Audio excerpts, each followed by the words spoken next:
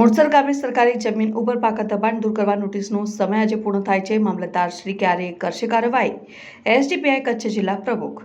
અંજાર તાલુકા મોરસર ગામે વાડી વિસ્તારમાં આવેલ 289 પૈકી એક વાડી સરકારી જમીન પર કરવામાં આવેલા દબાણકારોને અંજાર મામલતદારશ્રી દ્વારા 3 દિવસમાં દબાણકારો પોતે દબાણ દૂર કરી જમીન ખાલી કરવા માટે નોટિસ આપવામાં આવી હતી, જેની મુદત આજે પૂરી થઈ છે. અને આ દબાણકર્તાઓમાં પૂર્વ સરપંચ, પૂર્વ ઉપસરપંચ, કિસાન સંઘના અગ્રણી, હાલના અંજાર તાલુકા પંચાયત કારોબારી ચેરમેન શ્રીના સગાભાઈ, પૂર્વ અંજાર તાલુકા પંચાયત સદસ્યપતિ તથા અન્ય મોટા માથાઓ દ્વારા કરોડો રૂપિયાની કિંમતી જમીન ઉપર છેલ્લા 20 વર્ષથી દબાણ કર્યું હોવાનું સાબિત થયેલ છે. જે અનુસંધાને અંજાર મામલતદારશ્રી દ્વારા દંડકીય રકમ સહિતની નોટિસ આપવામાં આવી છે, પરંતુ હજુ સુધી દંડની કોઈ ભરપાઈ કરવામાં આવેલ નથી.